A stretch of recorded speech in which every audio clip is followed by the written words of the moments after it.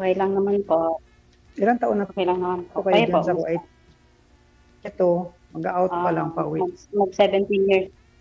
Mag-17 years na po ako. 17 years. Ibig sabihin, dyan ka na pala, ano? Tumanda. Ah, Hindi pa naman tumanda. hindi pa naman matanda si ma'am. Ilang taon na po kayo, ma'am? 48 po. Bata pa. 48 lang noong November. Okay. Opo. 55 na kasi ako. Ilan po? 55. 55. Tatlong anak ko. Bali, dalawa na yung may Ilang asawa. Ha? Ilang taon na po yung mga anak niyo? Naku, malalaki naman. Pamilyado na yung dalawa. Yung panganay ko na lang yung asawa. 33. Tumaga din po pala kayo nag-asawa. Medyo Ako naman po, 5 yung anak ko. maaga-aga. Ilan yung anak niyo? 5 po. Pero yung 3 may pamilya na. Yung 2 na lang pinapag-aral ko. Bunso. Yung 2 bunso. Anong province yun? Cagayan Valley po, Ilocano. Okay. Hindi ko naman ako. Yeah, parang. Ako naman. Tama po yan, talaga. Hindi. Yung pauwi na po kasi kami, pa-out na, 4. Ako naman sa 15 years na dito. Pauwi na rin. Pasyon na rin itong June. Ako ngayon, April din, uwi ng mga 20 days. Saan kayo pag umuwi kayo, diretso ka sa province nyo? Hindi po, bali Montalban muna ako bago ako uwi ng province. Kasi yung nanay ko nasa Montalban. May bahay kayo sa Montalban. Opo. Okay. Wala na yung may pamilya sa anak. Yung mga anak ko. Bali, 3 na po yung may pamilya. 3 panganay. Ilang taon na yung bunso? Yung bunso ko po, mag-17. Mag-18 na yung August. Okay. Ano na rin pala? Nasaan sila ngayon? Sinong nag-aalaga sa kanila? Yung father nila, nasaan ngayon? Yung father po nila may asawa na po. Bali, sila na lang din po. Oo. Kailan ang gumulak mo mag-for good sa Kuwait? Wala pa po kong balak kasi gusto ko pang kapagtapos yung 2 ko. Ganun ba? Mahirap yan, pagka isa lang ng kumakayod. Kung magkatuluyan kayong dalawa, Opo, edi talaga. 2 na kayo magkakayod, sir. Yun na nga. Mahirap, sir. Kailangan sa ngayon, muna, pag-isipan muna, Hindi na Future muna bago. hindi pwedeng bigla-bigla kasi sa panahon ngayon, mahirap na. Kaya nga tulad po niyan, ikaw nakafocus ka kay ma'am tapos siya sa iba naka-concentrate. Kaya nga, mayroon pa siyang ibang ginagawa. Pag-aalagaan. Kaya kailangan mo ng na lang muna. Friend muna. Opo, sama po kayo. Oo. Magkakakilala muna. Kasi mahirap na yung pabigla pagkatapos. Mahirap. Hindi mo na yan Hindi yan katulad kasi ng kain na pag mainit, ilabas. Tama po. Ano po ba yung ginagawa niyo po, ma'am? Ano yan? Ano po yung ginagawa mo dyan? Binubuting-ting mo? Nag-aan kasi ako ng sibuyas. Sibuyas. Sabi ko na Ang amoy sibuyas Sabi ko, ba't amoy sibuyas? Yun pala yun. Sadali lang naglalakad ako kasi pauwi na rin ako. Hindi pa nila Tapusin ko lang, konti na lang eh. Pero ano bang gawain mo diyan? Luluto trabaho ka ko lang dito o Opo. Tagaluto. mm, walang alaga? Wala kang inaalagaan? Meron din po yung mag-asawa. Okay. Sa akin kasi nagpapakain ako ng camel dito eh. Ay, mahirap po yan. Lalo na pag lamig ngayon. Grabe ang lamig. Bali, farm Ay, din, dito hindi. Dito farm, hindi gaano. farm Hindi din po yan, sir. Farm din sa... Jeddah. Saan po yun, sir? Sa labas po ba? O Jeddah. sa loob ng ano? May farm talaga? Oo. May farm talaga dito. Pero ako hindi ako. Dito, Sa grabe pa. pharmaceutical ako. Maintenance sa pharmaceutical. Dito, grabe pa rin ang lamig. Ay, dito wala na. Hindi mo ramdam dito sa Jeddah. Ingat. Porting mga Riyadh yan. Pero Jeddah hindi yan. Kahapon 0 degree. Ay, Ang lamig 0 mo. degree ba o 1 degree? Grabe.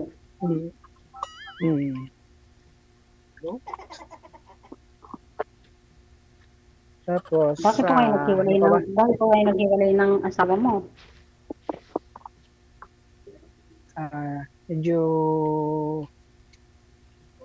paikliin na lang yung kwento. Ano rin, medyo may problema na kasi noon regarding sa, hindi naman sa akin, part ng kumpare ko, kaya lang kasi nagkaroon ng problema. Ang number na tinawagan sa akin, kaya yung nagkaroon ng problema, tumawag. Ating gabi, di tulog na ako. Tapos, yung sumagot yung asawa ko. Tapos ang problema, nung sinagot na ng asawa ko, pinatay niya. Doon nagalit. Tapos nung nagalit, ginising niya ako. Katabi ko yung bunso namin matulog. Maliit pa na eh. May ilang taon pa lang. Tapos, nung hindi ako sumasagot sa kanya na doon ako nagulat nung na kutsilyo, tapos inano niya sa balikat ko. Doon ako tumayo na sugatan. Ano po yun, sir?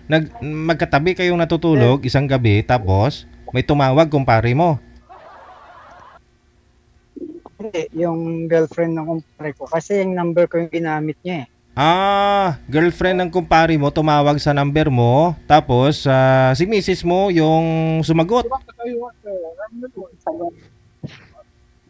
Oo. Kasi hindi ko nasagot kasi nga tulog na ako. Ngayon, nung nakasagot ang asawa ko. Nung sinagot na ng asawa ko, nakaring na ng dalawang sinagot na niya, pinatay na. Ang problema, nung pinatay, si misis na yung tumawag sa kanya, hindi na sinagot. Ay, na nagduda yung asawa ko ngayon. Nagduda si misis mo na chicks mo yon, pero chicks pala ng kumpare mo. Oo. Kumuha ngayon ng kutsilyo, tapos anong gawin niya sa'yo? Anong ginawa? Niya, pinatong niya sa balikat ko, tapos tinatanong ako, hindi ka magsasalita. Sabi ko, paano kung magsalita? Hindi nga sa akin, sa kumpare ko nga. Hindi talaga niwala. Tapos, ayun na. Siniwaan na yung braso ko, tumayo ako. Katabi ko yung bunso namin na anak, yung tutulog. Tapos sa kabilang kwarto, nandyan yung biyanote. Yung buko doon sa biyanote para hindi na kami magkasakitan. Inising ko yung biyanan kong lalaki na awatin yung asawa ko. Tapos yun, inawat. Nung gabi na yun, automatic baba ako, dala ko yung gamit ko. Umuwi ako ng Pasig, umuwi ako ng sukat doon na sa ate ko. Doon nagsimula yung Pero inamin po ng kumpare mo sa kanya na chicks ko yun, hindi yun kay kumpare, hindi yun sa'yo. Yun yung problema doon, sir, kasi nga pati yung kumpare ko, hindi nila tinawagan yung asawa ko para maayos kasi ng umaga, nung pagpasok ko, sinabi ko sa kanila, tawagan niyo ako yung asawa ko para kayo kako makipagkakit. daw ka ako makipag-usap doon. Para mas lagi ako. Eh wala. Pwede kami ngayon ang kasamaan ng loob. Napasaway na kumpare to. No? Nangyayari pala yung ganun. Sir, bakit naman wala po siyang cellphone? Cellphone number mo yung ginamit? Mayroon, kaya lang siyempre, tinago yung siguro sa asawa niya rin, sa akin niya. May asawa din pala si kumpare mo. Oo, may asawa siya. Dalawa rin yung anak. Dalawa yung anak. Tuntuman. Sa akin ang tatlo na eh. Manila. Ako ngayon ang napagpuntutan. Pamilya ko ngayon nasira. Hindi kanya. Oh, siyempre kapag inamin niya po yun sa asawa mo, sigurado pamilya niya na rin yung masisira noon. Malalaman din ng asawa niya. Sinave niya yung sarili niya sa kasalanan. Yun pala. Kumbaga sa sobrang takip ko sa kanya,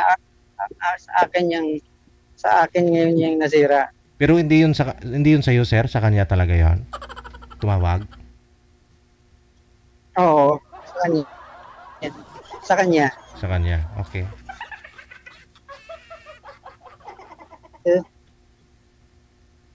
Ilang taon na po kayong hiwalay, sir? Ano na, 21 years na. Sabi na pala. 1 years na. Oo, tagal na. Wala po kayong naging kalipin dati or naging girlfriend man lang? Wala, kasi umalis ako dati, 2011. Nasa Riyadh na ako eh. Nakumpay sa akin ng ano. Saglit lang, excuse lang po ha. Nagrereklamo po kasi yung viewers natin na malalabo ang mata. Ma'am, hindi po talaga kayo namumukaan mula po kanina.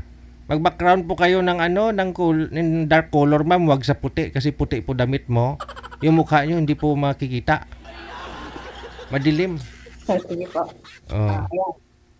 Okay na po. Sa pintuan ka sumandal kung mas maganda. Sobra naman yung mga na yan. Malalabo kasi mata, sir. Mga senior na eh.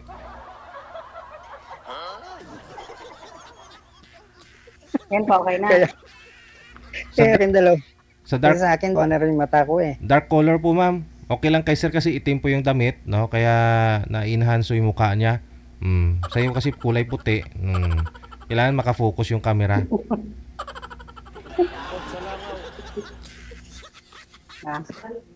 Yan. Itabi mo muna yung sibuyas ah. Si sir muna yung kutingtingin mo. Yung ano mo, ka-beautyhan mo. Hindi raw makikita yung tihan mo, Ano madam. ba yan? Lipat ko na lang yung pwesto ko. Yan. Pero sa akin, okay lang naman eh. Lipat ko na lang po yung pwesto ko. Kasi marami rin ako na. Wala na. Gumagapang na po yung signal mo, sir. Sabihan mo, driver mo ka mo. Dandanin naman sa pagpatakbo. Nawawala na ako ng signal, sana all may driver.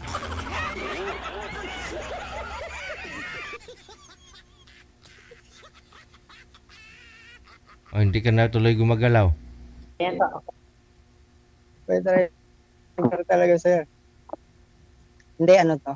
Yung namin. Shuttle. Okay na po ba, sir? Wala. Meron. Kasi may lugar dito na nawawala yung signal eh. Pero pag naka-U-turn na naka-ikot na sa yan, pabalik naman yung signal. Kailangan lang pala mag-U-turn. Kailan yung... Oo. Ito nakadiretso na.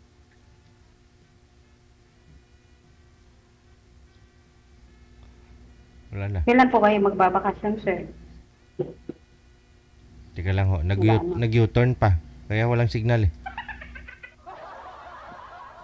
Kasi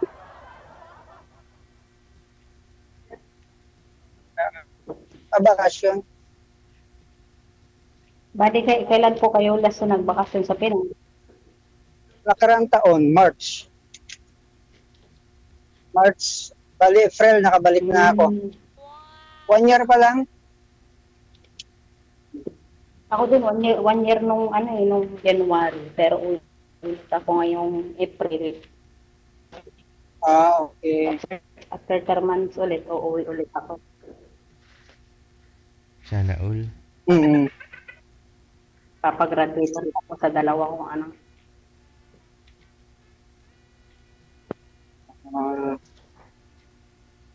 Dumuduyan ako kasi nasasakyan.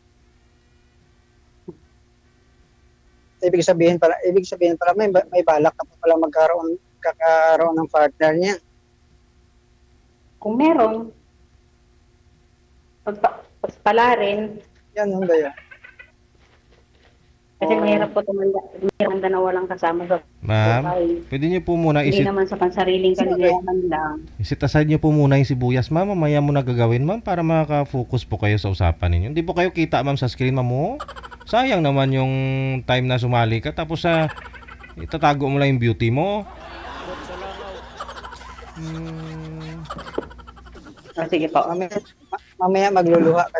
Mamaya magluluha ka dyan sa sibuyas. Kaya nga mga ngamoy kilikili tayo dito. Oo nga. Oo. Mangangamoy sibuyas ka dyan mamaya. Sa 22 dekada mahigit, sir, na wala kang asawa, naghiwalay na po kayo, may nakakasama ka naman?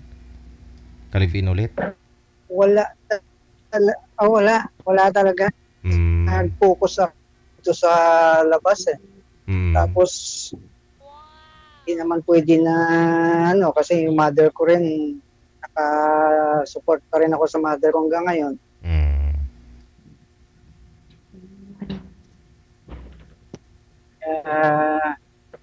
Nung naghiwalay kami, tumigil na rin muna ako. Naka-focus ako sa mother ko, sa anak ko. Kaya doon. Parang doon na naubos yung oras ko rin. Parang nakalimutan ko na yung maghanap ulit ng partner. Doon ka na ako? Ba't may signal? Doon nga lang. May story yan. Kalimutan ni Madam yung basibuyas niya.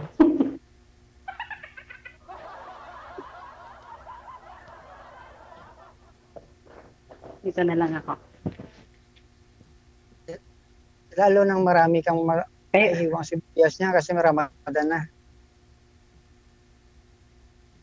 Opo. Baka hindi naman po gaya ng mga Arab na dito konti lang lulutin, parang normal lang sa kanila. Di gaya na gaya sa Saudi o kaya dito sa Kuwait na mga Kuwaiti na marami kang lulutuin dito. Paano yan pagka normal base lang. Paano yan pag nagkaroon ka ulit ng kapartner mo, wala kang magtututol sa mga anak mo? Wala rin po kasi yung mga anak ko sabi naman nila sa akin pag nung nag-asawa yung tatay nila, sabi nila sa akin, "Ma, mag-asawa ka na rin." Kasi may asawa na rin si Papa. Yun po sabi nila sa akin, "Kung saan ka masaya, suportahan ka namin." Yun po ang sabi.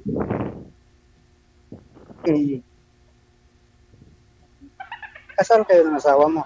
Opo. Sa akin, kasal din ako. Kaya lang siyempre, depende na lang yun sa pag-uusap.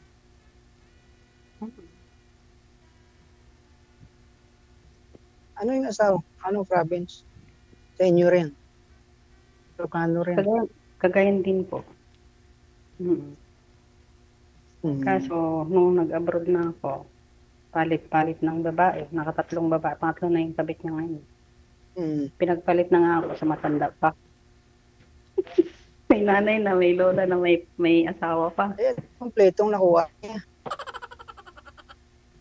Oo. Yes, mas matured siya sa kanya. Hindi siya kumuha ng mas bata sa kanya. Opo. Yeah. Gagawin niya sa loob ng bahay. Diba? Kaya kung matanda na, at least alam niya na lahat gawin niya sa loob ng bahay.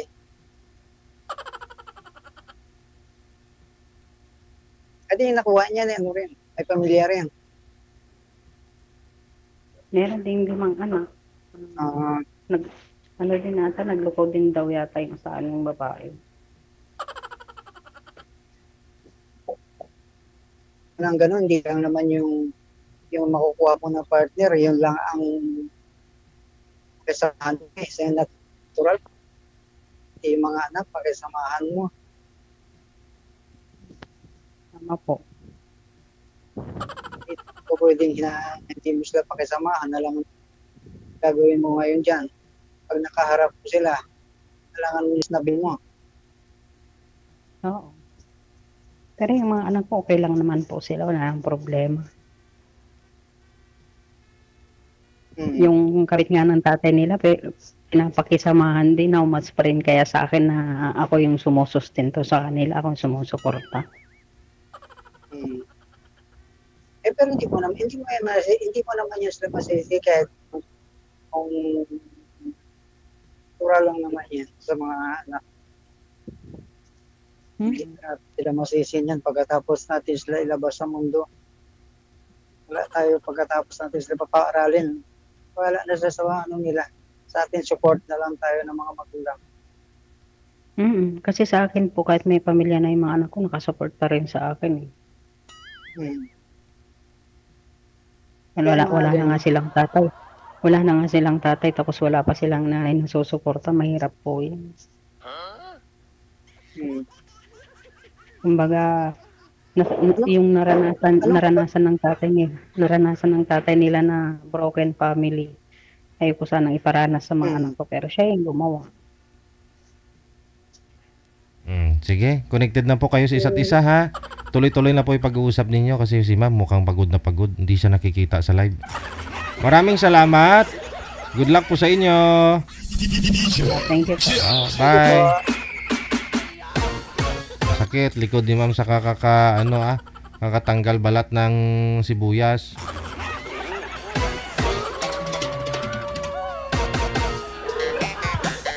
Basta connected na sila sa isa't isa. Bariyo lang naman yata oras nila. So hindi mahirap, no?